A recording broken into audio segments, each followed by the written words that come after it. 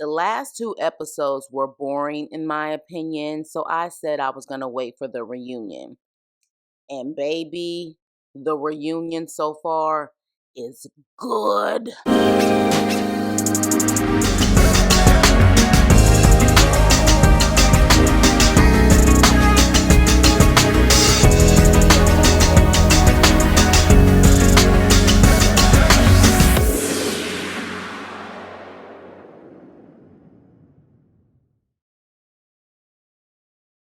Hey, what's up and hello? This is the Chris Nicole giving you my views on life, love, and the world of entertainment through my eyes. And this is my review on Married to Medicine, Season 10 Reunion Part 1. So we start off with Simone almost busting her ass getting out of the car, and Sweet Tea posting a picture of Heavenly looking rough in her bigger girl days. So we are already starting off very petty from the beginning. Now, as far as the looks are concerned, I thought everyone looked nice, but in my opinion, Toya, Quad, and Alicia did it for me. Except the bottom part of Alicia's dress. I would have preferred if she didn't have the bottom part, but the top part of the dress was everything to me. But yeah, those three girls stood out to me as far as the looks are concerned, but everyone looked beautiful. So, of course, Heavenly, it's not just because of the picture, because, of course, people are going to say because Sweet Tea posted that picture on the door and other people's door of Heavenly, Heavenly was ready to target her. Heavenly has been targeting her since the beginning. She likes to pick on the little people. So, of course, Heavenly starts off with Sweet Tea immediately and says Sweet Tea is mentally the age of a college girl, saying that her and Alora think the same pretty much. And at that point, she also said, Sweet Tea, are we going to get Sweet Tea or are we going to get Long Island? And Sweet Tea said, I see we getting malt liquor from you. Ah! Whew! I said, okay, Sweet Tea, bring it. Because she does give malt liquor. She gives a good 40. She really does. And so, of course, who do we start off with as far as the drama? Quad. And they pretty much said, Quad in that funeral scene. She was very arrogant with her let's bury the past without taking any accountability, and how Phaedra changed her flight because she didn't want to be around Quad. And Quad says she feels like Phaedra has a pick me vibe and she pretty much wants to stay with the group. And Phaedra is like, why would I attach myself to the Titanic? Which is true for money reasons. I can understand that, and you trying to stay relevant and stay on the show. But if you were really Quad's friend, you would have had no problem staying with the Titanic. But you're not a real friend, Phaedra.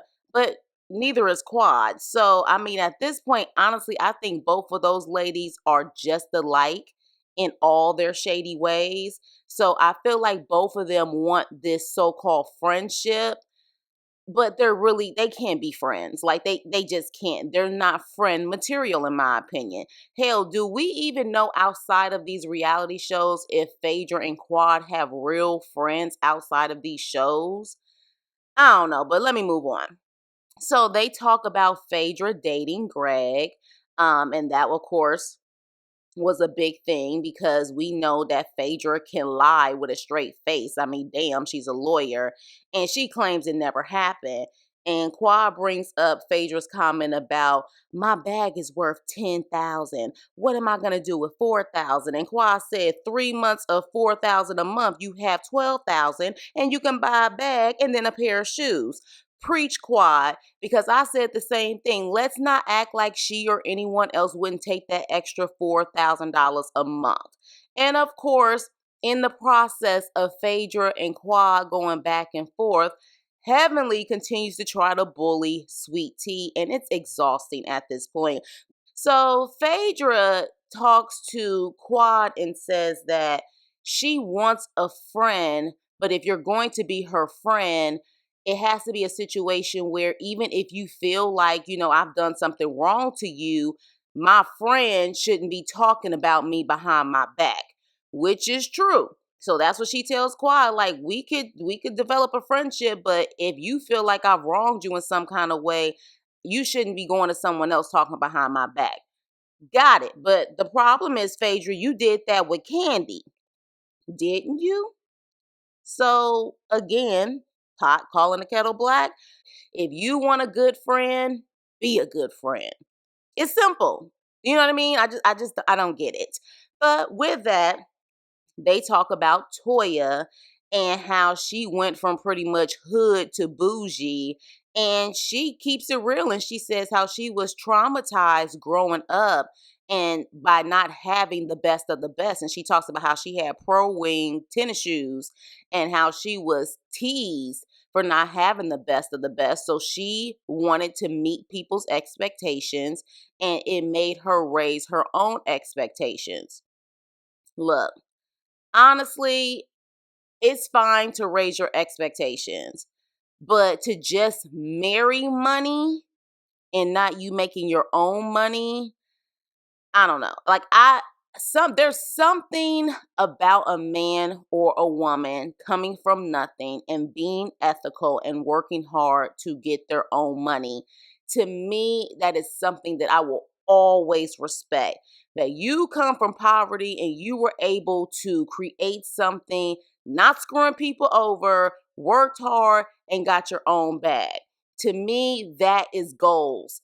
But to try to secure someone else's bag versus your own, I can't respect it. I can't. Now, there's nothing wrong with securing your own bag and making sure that you have a partner that also has a secure bag. You definitely don't want to bum for a partner, but let's not act like that was one of the things that the ladies kept saying is that Toya is just truly a kept woman. She literally just started creating her own businesses within the last 2 years or so, and she's been on this show for 10 years. So, I like Toya, but that's just me in general. I have never been able to respect people fully whose version of securing the bag is just securing someone else's bag by marrying them, having babies by them, or, being a man using a woman. I've never been able to respect that. They get on Heavenly's ass about calling out Toya in front of the room of medical colleagues. And Andy says, well, did you handle that well, Heavenly? And Heavenly said, no, but I don't handle a lot of things well. And Andy said, well, that's like saying I punched her, but I'm a bully. And Heavenly is like, exactly. Dr. Heifer, I'm really over you. The way she bullies people, she needs to meet her match. I will be here for her staying on the show if they find someone who is about that life and gives it to her. Like, seriously. So, moving on. Then they talk about Jackie's controversial comments. But before that, one thing that her and Simone said, Dr. Jackie and Simone said, they have to have weekly conversations with married couples about one of them giving the other one a STD. They said these are conversations they have to have weekly. That's a damn shame. Hot Lana, baby. Hot Lana stands for hot in the pants. I be damn. Like, you have to constantly talk to women and men about the other. I can't imagine. I cannot imagine. But Dr. Jackie tears up about how it was hard to go through, that and how, the words that she said came back to pretty much kind of destroy everything that she's worked hard for. And you could tell all the women were sitting there feeling for Dr. Jackie. And Phaedra actually gives a great speech about how Jackie has put in the work and she has put in years of education, and that should not be, defined by one mistake that she, did or whatever the case may be, and the things that she said in that one video. And it was a nice speech. And then Phaedra tried to say that she knows what it's like for one mistake to kind of like take down her career. Okay, Phaedra. I mean, you're a lawyer, but I don't think anyone was really tearing down your career until you came at others and allegedly lied on Candy. When we see Married to Medicine, we see Simone, we see Dr. Jackie, we see Dr. Heavenly, we see the male doctors actually doing the work. I mean, I guess, but of course, she tries to say she can relate to it. Do you guys forgive Dr. Jackie? Do you guys, with that one, with what she said, do you feel that that should take away years of her being a doctor and putting in the work? Y'all let me know in the comments what you think about that. I can understand both sides, especially for people who claim to have been traumatized by Dr. Jackie being, I guess, her patient in the past. So y'all let me know in the comments. So with that, all the girls apparently reached out to Dr. Jackie, except for you know who, Quad. Are we shocked? No. And so at that point, and I love, by the way, I love that all the women were there to support Dr. Jackie. Whether I agree with Dr. Jackie or not, you could tell that there is some type of sisterhood amongst the girls, except for Quad. But at that point, they put Quad on the stand about her not reaching out. Quad speaks on it, but makes it about her, of course. And Andy is like, I'm trying to figure out what your woe is me story has to do with you not reaching out to Jackie. And she said, well, I was going through my own stuff as well. Quad, you didn't call because you don't care.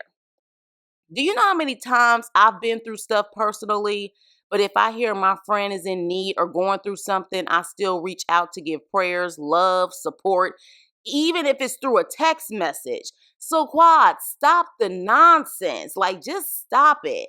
And then Quad gives an apology to Toya again, and this time it seems like she's genuine until she says, but people in this group have hurt me. Quad, learn how to apologize and not make it about you in the end. Because when you do that, it just comes off as if you're only apologizing to get an apology. Okay? So Toya says this is the first time Quad apologized and took accountability, but she feels she's still full of shit because at the table in Napa, she made a whole speech saying that she was there to support Toya and she was really proud of Toya, but apparently Quad had a conversation with Sweet Tea and Simone, and Quad at that moment told them she was only there for a check. So, and Quad, of course, says, because I didn't think you wanted me there, Toya, because you don't like my ass. Well, she has every reason not to like you, but she still told the girls to invite you on a trip to give you one last opportunity. And Quad at that point said, okay, well, I'm mistaken. I read that wrong. I apologize then. So, are they going to move on? I don't know. But Toya does say she's kind of suspect of the timing of these apologies. Quad is trying to save her job.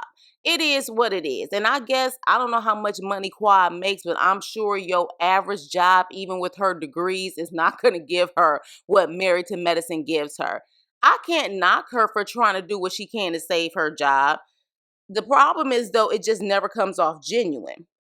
So Quad claims she spoke to Heavenly about reaching out to Dr. Jackie, and Heavenly told her she doesn't think it's a good idea to reach out to Dr. Jackie because Dr. Jackie wasn't in a good headspace.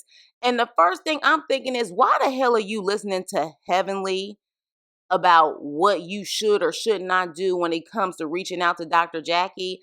And while I'm thinking that, Simone said the same thing. Why are you asking for Heavenly's permission? You have Jackie's number to call her.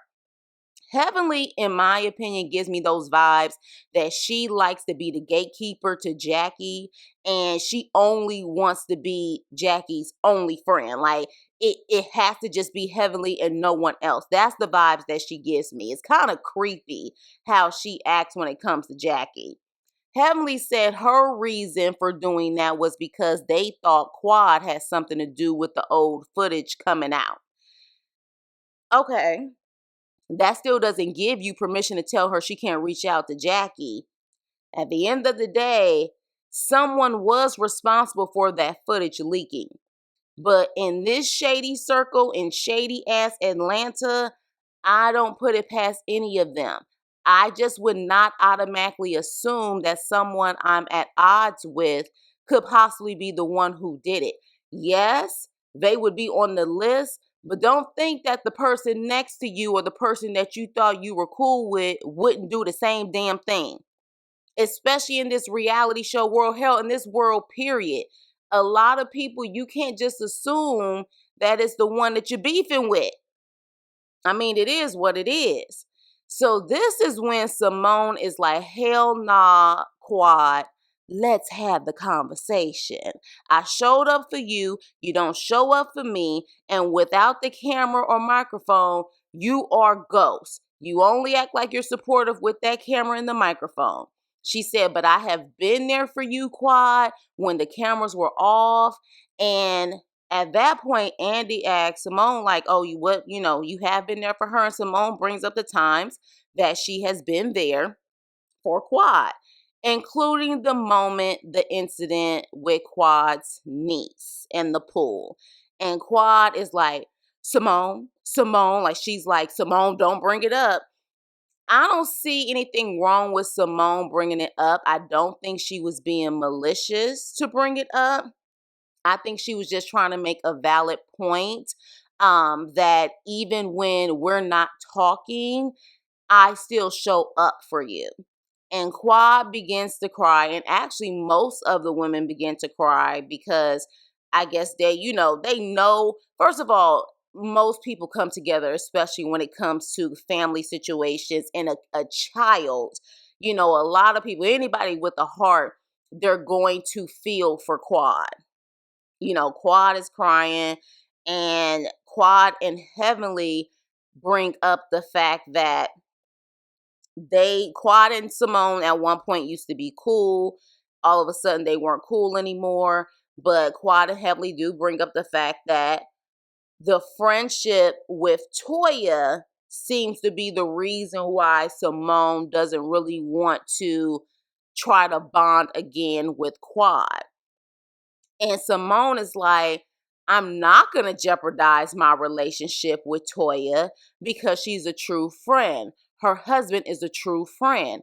And I feel that because if I know I have a real good friend, I'm not going to jeopardize that relationship either. But I don't think Simone meant that she would never be open to Quad because of Toya. She's just saying Toya has proven to be a real friend, so she will always remain loyal, and there's nothing wrong with that. But I don't think that Simone is like, because I'm loyal to Toya, screw you, Quad. That's not the vibes that I'm getting from that situation at all. So then Quad tries to plead to Jackie that she would never do that to her. She would never release that footage. And Quad, she gives that soap opera emotion, that soap opera drama. And of course, Jackie's there with a straight face, and Quad is like, I would never do that to you, Jackie. I would never. You would really think I would do that to you? And Jackie is like, baby, we're not connected enough for me to know what you will do. And I would rather lose a friend than to lose myself. Real words right there. You guys, look, I'm not saying that Quad is definitely emotional. I just feel that her emotions a lot of the time don't seem authentic to me. She's been that way though since the beginning, just very extra over the top, kind of that exhausting friend that when you're trying to talk to her, she just takes it to another level where you're just like, you know what, damn it, like, let me just go. That's Quad. The problem is, I just don't know if that is Quad for the show or if that's Quad in real life. That's where I'm a little confused. Like, is this lights, camera, action Quad, or is this who Quad truly is? Like, I would really like to know her friends outside of the Married to Medicine circle and what they feel about Quad. Hell, do she got friends outside of Married to Medicine? Quad seem like she's solo dolo at this point. And it's a sad situation because let me tell y'all something. Y'all know I miss Mariah being on the show. Had there not been beef between them and the powers that be didn't decide to do a divide and conquer when it came to two black women, when I tell you Mariah and Quad would have been the Thelma and Louise that we would have loved to see every single season because they truly matched each other very well. But of course, the powers that be, the drama had to start. But with that being said, what did you guys think about part one for this reunion? I thought it was pretty good. I'd give it a B plus, but I feel like it's gonna get juicier with the other parts as well. So please like, share, and subscribe, and I will see you on my next video. Toodles.